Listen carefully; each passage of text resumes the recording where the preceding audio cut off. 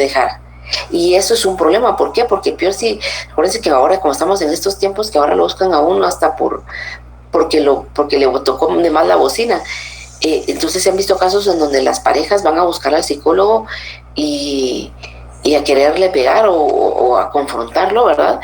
Porque la esposa le dijo, es que a mí el psicólogo me dijo que te dejara. Entonces recae sobre nosotros lo que ella está decidiendo. Entonces por esa razón es que tiene que decidirlo el paciente. Yo voy a orientarle, voy a hacerle ver también, yo puedo hacerle ver las consecuencias que puede tener si sigue con esa persona. Más no le voy a decir que lo deje porque es una decisión que ella debe tomar, ¿verdad? Entonces al final volvemos a esto, ¿verdad? Es el tipo de amor que nosotros con el que nosotros crecemos y aprendemos, ¿verdad? Si yo crecí en un hogar donde el tipo de amor es maltratos, abusos, ¿verdad? Donde siempre hay gritos, ¿verdad? Para mí es probable, muy probable, que cuando en la vida futura yo busque una misma relación tormentosa. Es increíble, pero así buscamos nuestras relaciones cuando no resolvemos alguna situación y no identificamos que eso no es normal. Que una relación pues debe basarse en el cariño, en el amor, en el respeto, ¿verdad? Pero como no es ese tipo de amor con el que yo crecí, entonces me cuesta como entender esa parte, ¿verdad? Pero si vemos en este caso de este señor del Joker, pues definitivamente le tocó bien sufrida la vida, todo lo que se enteró después de lo de la mamá, el que la sociedad desde jovencito le hicieron bullying, ¿verdad? Entonces, complicado con no tener trabajo, con no tener medicinas para su problema. Entonces, al final es como tanta ira que ha ido guardando y ha ido acumulando hacia la sociedad porque culpabiliza a la sociedad, ¿verdad? Entonces, hay que tener, miren, cuando nosotros vemos pacientes en clínica, tenemos que ser muy observadores desde el momento en que el paciente entra a la clínica, o sea, cómo camina, perdón, cómo va vestido, qué me expresa su rostro, cuando le doy la mano, qué tan fuerte me aprieta la mano, eso también tiene un significado, ¿verdad? O es alguien que apenas da la mano así débil y miren, hasta la posición de cómo uno da la mano es bien importante. ¿Por qué razón?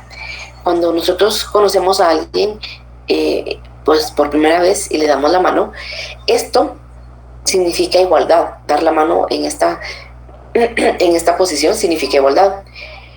Hay personas, si ustedes prestan tal vez o identifican a alguien cuando les han presentado, hay personas que dan la mano así, en esta forma. Son personas que son controladoras, que les gusta tener el control de las cosas, ¿verdad? O que son personas que les gusta someter a los demás.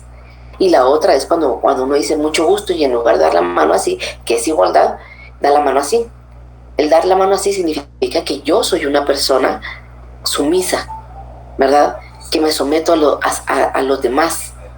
Entonces, hasta eso tiene uno que tener en cuenta de toda esa expresión no verbal que nuestro cuerpo dice, ¿verdad? Recordemos que nosotros hablamos más con la parte no verbal que con lo verbal, ¿verdad? Todas nuestras expresiones faciales, nuestros movimientos de manos, de cabeza, todo eso es el lenguaje corporal que nosotros tenemos que tener y prestar atención cuando estamos trabajando en clínica con pacientes. Tenemos que ser muy, muy, muy observadores. Entonces, pues les voy a presentar aquí solo déjenme abrir aquí esto.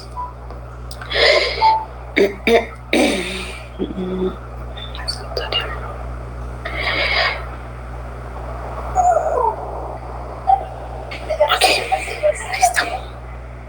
Entonces les voy a presentar acá. Luego les voy a subir la presentación si hay algún problema ahí con la plataforma que no la puedo presentar, pero yo la voy a subir para que ustedes la tengan en la plataforma. Ok, bueno, entonces hoy vamos a ver un poquito con relación a lo que es la entrevista, ¿verdad? No sé si pudieron, si sí lograron ver el enlace que les publiqué con relación a lo de la entrevista.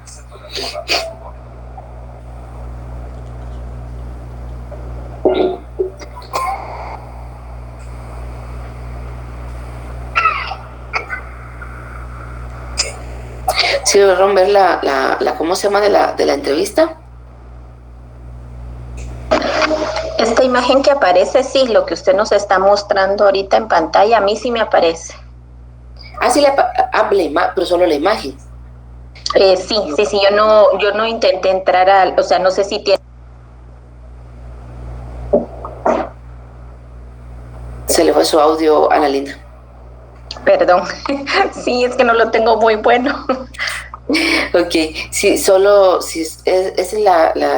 sí, solo la imagen. Si no, no, pero no sé haber subido porque me aparece en la plataforma que hay un error. Entonces no me deja subirlo. Y no me di cuenta cuando subí el material. Pero yo voy a revisar y yo les subo el material a ustedes para que lo tengan ahí. Ok, entonces, ¿vieron el enlace? Porque el enlace sí aparece en la plataforma. El enlace sí se ve, licenciada. Bueno, Ok, yo y si vieron... no vi el video, pero sí se ve. Ah, bueno, ok. Bueno, entonces miren, el enlace es con relación a la entrevista, ¿verdad?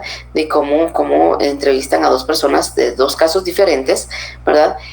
Pues bueno, esta semana vean el enlace de cómo se va haciendo la entrevista, cómo se va dando la entrevista, cómo yo voy sacando información o recolectando información del paciente de lo que necesito saber con relación al paciente, ¿verdad? En la primera consulta ustedes van a ver ahí que desde el inicio la terapeuta le menciona al paciente, ¿verdad? Que toda la información que él le proporcione a ella, pues la información va a ser confidencial, a excepción de cuando la vida del paciente esté en riesgo o alguien más corra peligro, ¿verdad? Ahí se va a romper la confidencialidad, o que sea por una orden de juez, entonces la confidencialidad se va a romper y luego pues ya le da el consentimiento informado, ¿verdad? Para que él firme donde está de acuerdo. Entonces sí vean el enlace porque es en relación a cómo se hace la entrevista, cómo hacen la entrevista con el paciente, ¿verdad? Ok, entonces vamos a seguir. Entonces vamos a ver un poquito con relación a lo de la entrevista. Y dice que una entrevista es un intercambio verbal cara a cara mediante el cual el entrevistador intenta producir como respuesta cierta información o expresiones sobre la opinión o las creencias que tiene el paciente. Recordemos que nosotros cuando entrevistamos intentamos ver cuáles son las expresiones del paciente, o sea, cuáles son las expresiones del paciente, contesta o evade la pregunta, se va por las ramas para llegar a donde queremos llegar, ¿verdad? Hay que tener muy en cuenta, poner mucha atención a las expresiones que el paciente tiene cuando se le hace una pregunta, ¿verdad? Si hay incomodidad, si yo noto que hay incomodidad con el paciente cuando le hago alguna determinada pregunta, si veo que me va de la pregunta, que me contesta con otra pregunta, ¿verdad? Entonces debo de tenerlo en cuenta para hacerme anotación que hay incomodidad, ¿verdad? Que hay incomodidad o que va del tema, ¿verdad? Entonces hay que tener en cuenta definitivamente toda la expresión no verbal, ¿verdad? Que son todos los movimientos, las expresiones faciales, ¿verdad? La mirada, recordemos que el contacto visual es bien importante, ¿verdad? Nosotros tenemos que tener ese contacto visual con nuestro paciente, ¿verdad? Que es básico, ¿verdad? Dowsett y Howard en 1995 listaron 5 cuestiones más comunes de referencia que incitan a una evaluación. ¿Qué diagnóstico se ajusta a la presentación actual? ¿Qué diagnóstico se ajusta a la presentación actual de esta persona? ¿Cuál es el pronóstico para la condición de esta persona? ¿Qué tan deteriorado se encuentra el funcionamiento actual de esta persona? ¿Qué tratamiento es más probable que rinda efectos positivos? ¿Y qué factores contribuyen o causan los trastornos del paciente? Recordemos que, digamos, con relación a qué diagnóstico se ajusta, es según con los síntomas que el paciente se presenta en ese momento, cuál es mi posible diagnóstico o cuál es el posible diagnóstico que yo considero este paciente tiene, ¿verdad? ¿Cuál es el pronóstico de la condición de esta persona, cuál es su pronóstico, o sea, qué tan dañado puede estar, el pronóstico es bueno, es reservado, ¿verdad? Hay que tener en cuenta también eso, según cómo se presente el paciente, qué tan deteriorado se encuentra el funcionamiento actual de una persona. Cuando hablamos de funcionamiento actual, es qué tan funcional es esta persona dentro de la sociedad. Evaluar la parte social, familiar, laboral, son 3 aspectos que me indican a mí el deterioro funcional de esta persona. O sea, lo van a despedir. En el caso que vimos con el paciente con problemas de alcohol, vimos que ya tiene amenazas de que lo van a despedir por la misma conducta o problema de alcoholismo que tiene. Entonces, esa parte yo la tengo que evaluar, ¿verdad? El DSM nos da una gráfica, digamos, ¿verdad? Donde yo puedo ver qué tan funcional es una persona, cómo yo lo voy a calificar, digamos, de 0 a 100, qué tan funcional es la persona, qué tratamiento es el más probable que rinda efecto a la persona. Conforme ustedes vayan viendo aquí las diferentes escuelas psicoterapéuticas que hay, ustedes pues se van a identificar con alguna que más les va a llamar la atención para poder trabajar con pacientes, ¿verdad? Entonces ustedes van a ver cuál es el tratamiento, el que mejor se adapte al paciente. Y qué factores contribuyen o causan los trastornos del paciente. ¿Qué quiere decir? ¿Qué es lo que provoca qué es lo que provocó que el paciente, que se detonara esta conducta en el paciente? O sea, ¿qué factores externos contribuyeron a que se desarrollen estas conductas en el paciente? Las entrevistas efectivas se facilitan por el desarrollo de la confianza y el entendimiento mutuo, de forma que el paciente se sienta cómodo al revelar información personal, indica cómo este proceso beneficiará al paciente. Recordemos que tenemos que tratar la manera de hacer ese rapport con el paciente, de que el paciente se sienta cómodo, que se sienta seguro de que esa información que él nos va a proporcionar va a quedar solo entre él y yo, ¿verdad? Porque de esta manera yo voy a lograr que el paciente se sienta seguro y pueda darme toda la información que yo necesito, ¿verdad? Entonces recordemos que vamos a hablar con un desconocido, entonces no es fácil venir y hablar con alguien a quien no conozco, a quien le voy a contar mis intimidades. Entonces necesitamos lograr ese rapport y esa confianza con el paciente. La entrevista de evaluación no es una conversación, así como tampoco son iguales los roles y responsabilidad de ambas partes. Por lo general, el entrevistado es el que más habla. Se calcula que ocupa el 80% del tiempo de la plática, ¿verdad? Recordemos que sí, definitivamente no es una conversación, el paciente está planteando su problemática, pero también yo puedo intervenir y preguntarle, ¿verdad? ¿Por qué cree que le está sucediendo esto? O desde hace cuánto tiempo usted viene con este problema o con esos síntomas, o de cuánto tiempo usted viene sintiéndose incómodo, ¿verdad? Podemos intervenir. Lo que sí es claro es que el paciente habla por lo menos el 80%, ¿verdad? Recuérdense que lo que buscan las personas es poder desahogarse y descargarse de todas las problemáticas que puedan traer, de problemas que han sido recientes o que muy probable y en la mayoría de casos son problemas que traemos desde la infancia y que no los hemos resuelto, ¿verdad? Entonces, pero normalmente es el paciente el que habla un poco más. La tarea del psicólogo clínico es hacer las preguntas correctas y mantener la entrevista enfocada en los propósitos originales.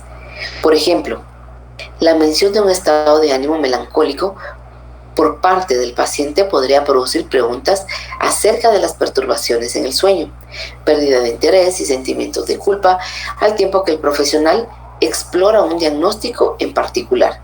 En este caso, la depresión, ¿verdad?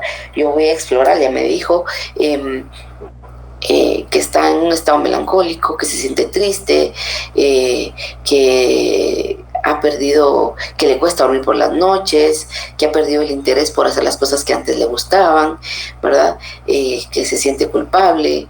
Entonces, son síntomas que me podrían hacer pensar a mí que está entrando en una depresión. Entonces yo me voy a adentrar un poquito más en eso, ¿verdad? Porque ya me dijo esos síntomas, entonces yo ya le voy a preguntar desde cuándo viene sintiéndose así, ¿verdad? Si identifica algo que haya detonado que se sienta así emocionalmente. Entonces, como yo ya sé más o menos por dónde va y considero que está entrando en un estado depresivo, entonces yo voy a preguntar, mis preguntas van a ir más enfocadas a esa parte, ¿verdad? Por eso les digo, ustedes pues van a ir conociendo los diferentes trastornos que hay en el DCM5 y van a ir identificándolos, ¿verdad? Un propósito vital en una entrevista de evaluación es descartar cosas. Considere, por ejemplo, el uso de drogas y el abuso de bebidas alcohólicas. Ambas reflejan una variedad de trastornos psicológicos. Un propósito clave de la entrevista de evaluación es descartar o tomar en cuenta el papel que desempeña la droga o el abuso de alcohol. ¿Por qué razón? Porque específicamente como el caso que se les presentó en la tarea de la semana 7, vemos que si no hubiéramos identificado, si no nos hubiera dicho la esposa de que desde hace 3 años él ha venido incrementando su consumo de alcohol, ¿verdad? Hubiéramos pensado que probablemente era una esquizofrenia, era algún estado psicótico que estaba pasando. Entonces lo primero que tenemos que hacer, ¿verdad? Cuando hay pacientes así, es descartar que haya consumido, ¿verdad? Alcohol, algún tipo de droga, ¿verdad? Que esté en un periodo de abstinencia, para descartar, porque esto nos puede llevar a pensar que tiene algún otro trastorno, cuando realmente lo que es que está presentando algún abuso con alguna droga. Otra práctica común en la entrevista de la evaluación es descartar el riesgo de suicidio. Y aquí preguntamos explícitamente, después de que se ha establecido un entendimiento mutuo, si existe pensamiento sobre hacerse daño a sí mismo, ¿verdad? Eso es cuando vemos que la persona nos está hablando con relación a que se siente deprimida, se siente triste, que no logra dormir, que ha bajado de peso, que ha perdido interés en actividades que antes hacía, que come mucho menos de lo que antes comía, ¿verdad? Entonces, ya que tenemos establecida esa parte, podemos preguntarle al paciente si en algún momento ha tenido pensamientos sobre hacerse daño a sí mismo, ¿verdad? Porque entonces ahí va a salir la información y va a decir, sí, a veces he pensado en que mejor si me muriera sería bueno para todos. Y hasta he pensado en cómo lo haría para no causar tanto daño. Me tomaría un frasco de pastillas, ¿verdad? Ahí no hay solamente una idea, sino hay un pensamiento bien fuerte de hacerse daño, porque ha pensado hasta en cómo podría hacerse daño. Recordemos que hay personas, ¿verdad? Cuando están en algún estado deprimido, las personas con trastorno límite, ¿verdad? Tienden a autolesionarse, ¿verdad? Regularmente se lesionan en partes del cuerpo que no se ven, como la parte de las piernas, en el estómago, ¿verdad? Aquí, esta parte de acá que se autolesionan con Gillette, y luego lo que hacen es colocarse un montón de pulseras, ¿verdad? Entonces son personas que nos indican que se están provocando daño, ¿verdad? Entonces hay que tener atención en esa parte, ¿verdad? La capacidad para escuchar enfáticamente y luego la habilidad para reflejar de forma exacta en una oración o dos el significado personal de lo que el paciente está expresando parece ser un ingrediente importante en una entrevista exitosa. Debemos no solamente es la escucha activa, ¿verdad? Poner atención a lo que el paciente me está diciendo, tratar de encajar las piezas, ¿verdad? De identificar por qué es que le está sucediendo lo que le está pasando actualmente, si hay algo que viene de atrás y el paciente probablemente no lo identifica, ¿verdad? Pero identificamos que la problemática quizás viene desde la infancia. La secuencia básica para escuchar ha sido dividida en 5 pasos cuando entrevistamos a los pacientes, ¿verdad? Una es cuestionar, alentar, parafrasear, reflexionar y resumir. Por ejemplo, dice, ejemplos de estos pasos se dan ante un paciente que experimenta un miedo neutralizante al estar en público. una condición conocida como agorafobia y en donde se debe responder de la siguiente manera. Entonces acá vamos a ver, este es el ejemplo. Cuando decimos cuestionar, dice, ¿puede hablarme acerca de su esposo? Y cómo es que él responde al miedo que usted siente al estar en lugares públicos. Las personas que sufren de agorafobia son personas que pues, sufren de estar en lugares públicos o personas que no les gusta subirse a un elevador, ¿verdad? No les gusta nada donde hay multitud de gente, porque sienten que si pasa algo se van a quedar atrapados ahí, no van a poder salir. Entonces son personas con agorafobia, ¿verdad? Entonces evitan todos los lugares que sean de aglomeraciones con gente, ¿verdad? Entonces aquí le estamos cuestionando, ¿verdad? Al paciente que hable un poco con relación acerca de su esposo, ¿verdad? Y cómo él responde ante el miedo que ella siente cuando está en lugares públicos. Ahora, alentar, usted dice que él parece que desea protegerla. Aquí alentamos a que nos diga un poco más con relación a la actitud que tiene el esposo cuando ve que ella tiene miedo de estar en lugares públicos.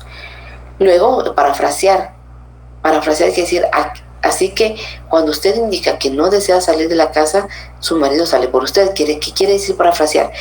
Que yo le voy a decir con mis palabras para ver si estamos en sintonía de lo que ella me está expresando.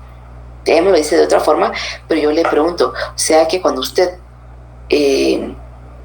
indica que no quiere salir de la casa, es su esposo quien sale por usted, ¿verdad? O sea, esto nos sirve y la respuesta debería ser, sí, es correcto. Mi esposo sale por mí porque prefiere salir él y ir a hacer los mandados porque yo manejo demasiada ansiedad cuando estoy en lugares públicos, ¿verdad? Entonces yo estoy parafraseando lo que ella está diciendo solo para caer en cuenta que sí es lo que ella está tratando de darme a entender. Y por último, reflexionar. Y esto hace que usted se sienta segura, pero también triste y fuera de lugar. Estamos reflexionando de cuál es el sentimiento de la paciente, ¿verdad? Cuando expresa que no puede salir y enfrentarse a lugares públicos porque maneja demasiada ansiedad. Esto constantemente, como es como un juego, ¿verdad? Donde vamos constantemente diciéndole a la persona, ¿verdad? Cuestionando, alentando a que nos diga más cuando encontramos que hay información ahí. Alentamos a que el paciente nos diga más de esa información, nos dé más de esa información. Y por último, lo que escucho que usted menciona, entonces ya le decimos, entonces lo que usted me dice es que le maneja demasiada ansiedad cada vez que usted va a algún lugar público, le da miedo quedarse encerrada o que le pueda suceder algo catastrófico y no pueda salir. Hacemos un resumen de lo que la paciente o el paciente nos haya dicho, ¿verdad? Para ver que estamos en sintonía, que sí es lo que, o sea, que sí, y eso definitivamente también va a ser ver al paciente que le puse atención, que le escuché, ¿verdad? Porque estoy revisando y me dijo, usted me dijo que su esposo, entonces eso significa, cuando hacemos eso, significa que nosotros estamos poniendo atención a lo que el paciente nos está diciendo, ¿verdad? Es la importancia que se le da al paciente. El análisis del comportamiento no verbal dentro de la entrevista es otro método para entender la dinámica de una evaluación exitosa.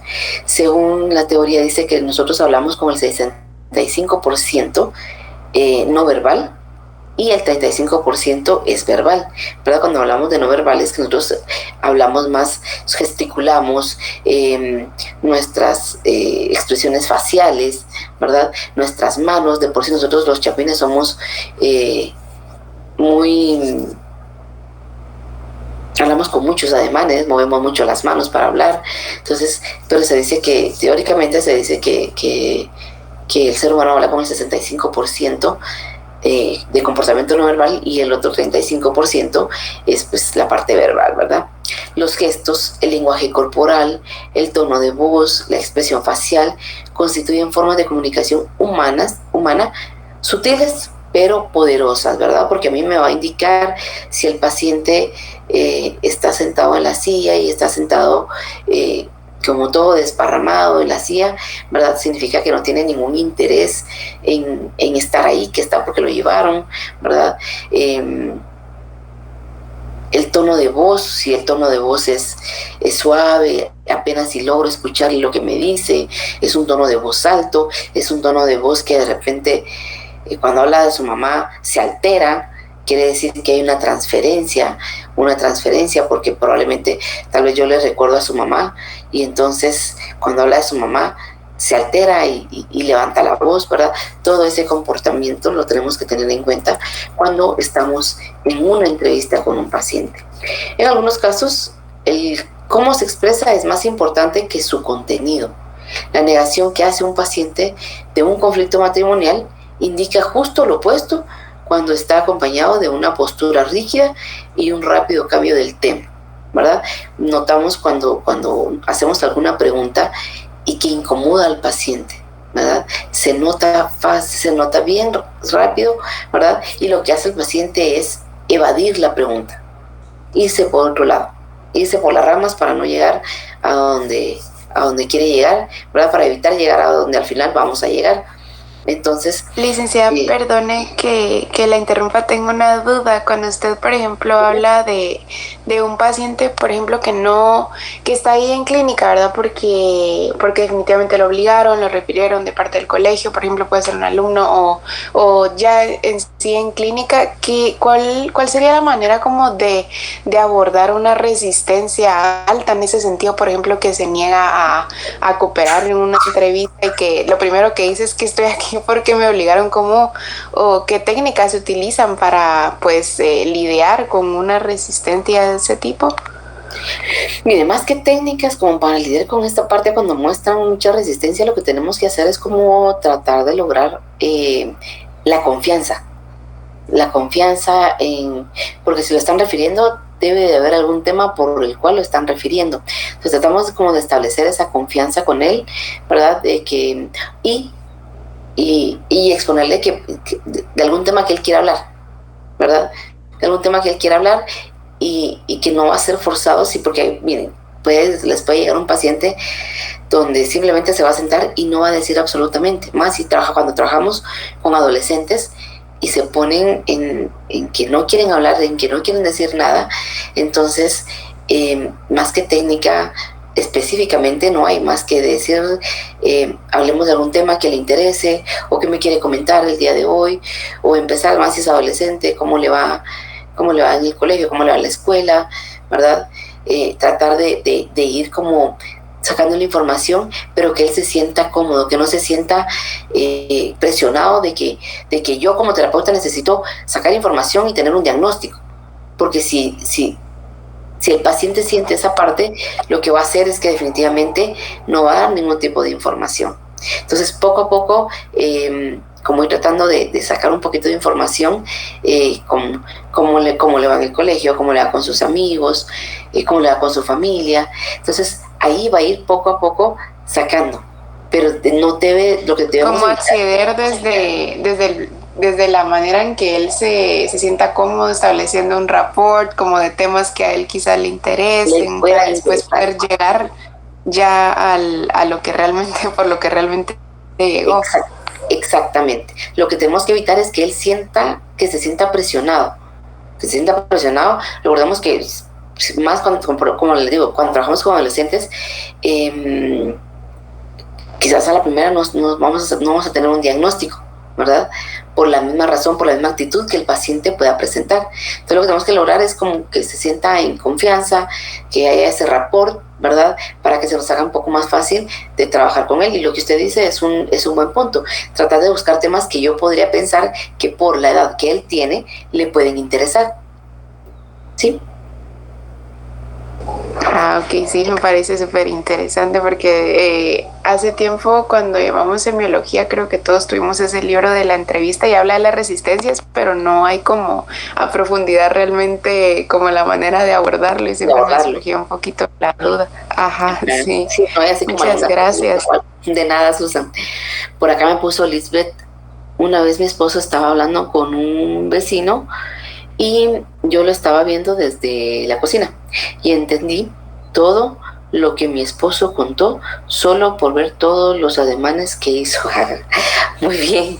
Hasta cuando habla por teléfono, mueve los brazos y todo. Exactamente. Recordemos que de por sí nosotros los chapines somos muy... hablamos con muchos ademanes, movemos mucho las manos, nuestras expresiones faciales son muy, muy, muy obvias, ¿verdad?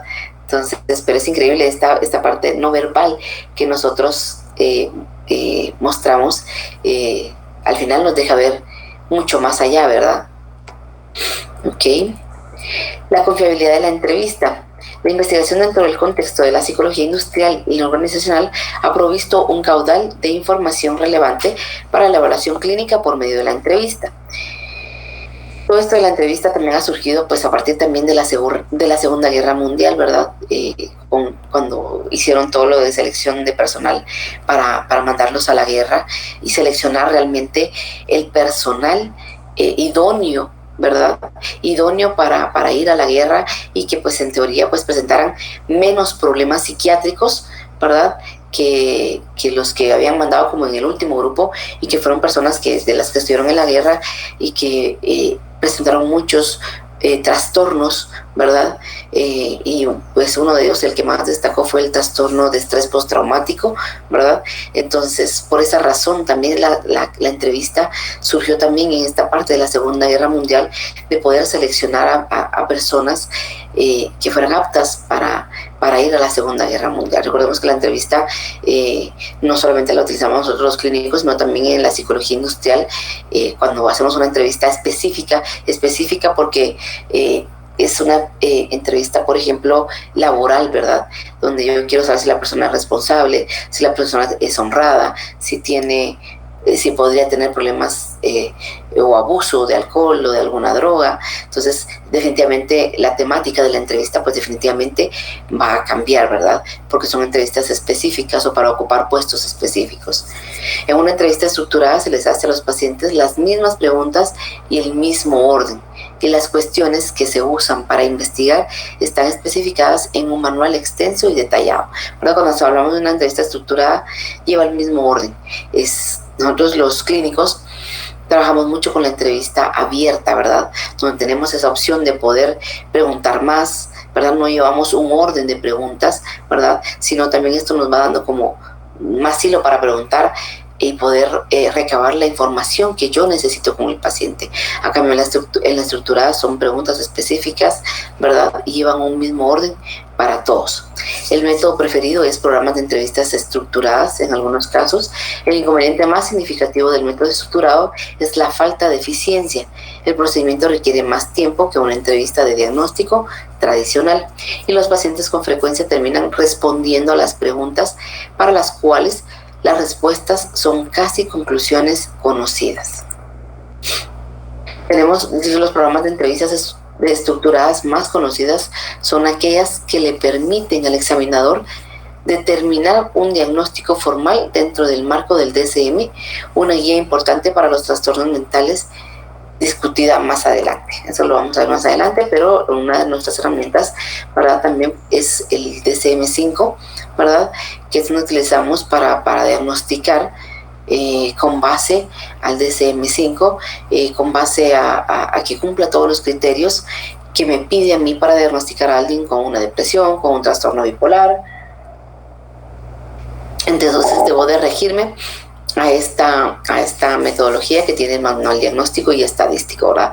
De cumplir con lo que el manual diagnóstico y estadístico me pide para que yo pueda diagnosticar a una persona con un problema de esquizofrenia, de depresión, de ansiedad, X problemática que el paciente pueda estar presentando.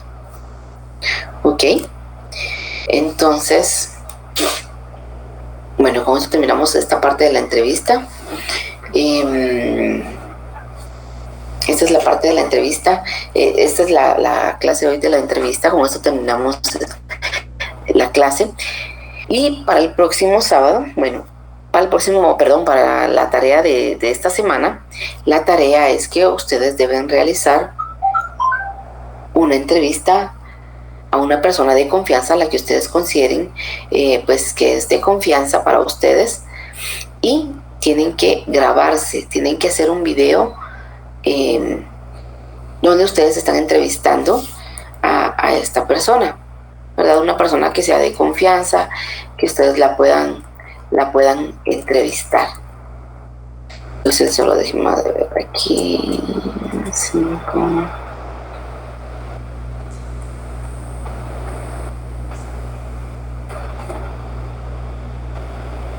Ok. Entonces, solo para que tengan una idea de qué trata la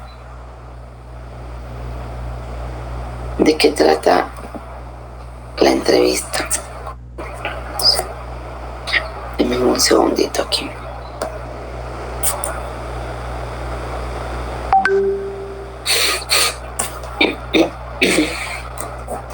Entonces, van a tener que grabar un video realizando la entrevista psicológica clínica a una persona que sea de confianza, utilizando el formato que a ustedes más les guste, ¿verdad? Van a buscar un formato que a ustedes más les guste.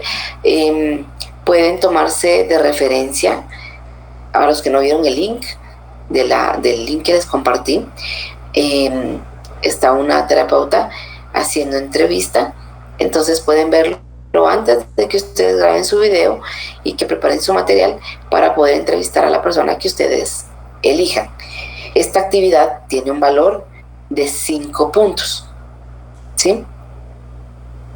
Entonces, antes de que ustedes se graben, pues les recomiendo que primero vean el video del enlace que yo les compartí, para que ustedes tengan una idea de más o menos cómo es que se hace la entrevista, ¿verdad?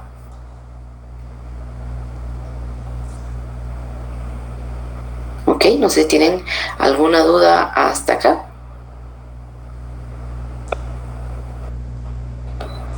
¿Tiene un tiempo máximo? No tiene un tiempo máximo. Es lo que ustedes pues se tarden en la entrevista, ¿verdad? Es algo que digamos, es una entrevista pues corta, ¿verdad? Pero sí me interesa ver cómo empiezan ustedes la entrevista, cómo van ustedes como incorporando estos 5 puntos que vimos, de alentar, de parafrasear, de resumir, ¿verdad? Entonces que tengan en cuenta esos aspectos, ¿verdad? Pero no tienen un tiempo máximo, ¿verdad? Es el tiempo que ustedes, si se duran 4 minutos, son 4 minutos. O sea, me interesa ver cómo ustedes comienzan a abordar una entrevista. Por eso sí les recomiendo que antes de hacerlo, vean y pongan atención a cómo comienza la terapeuta que está en el enlace que les compartí. Dígame, Lisbeth. ¿Puede ser un niño?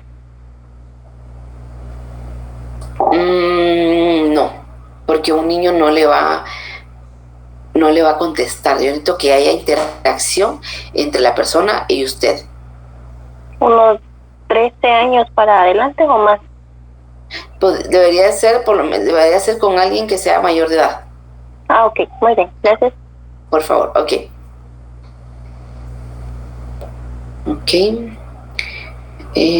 Vamos a ver.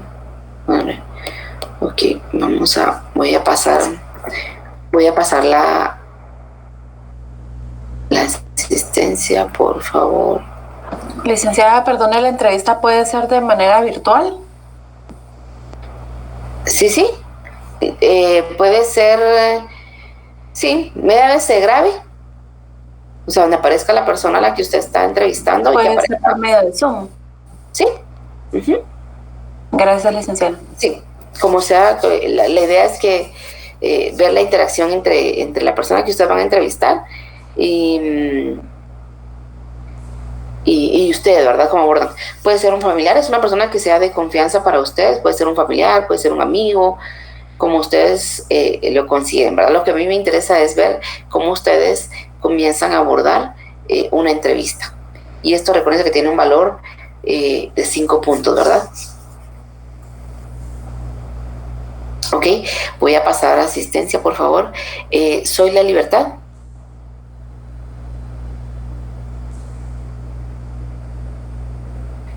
Soy la Numino. Loida Raquel.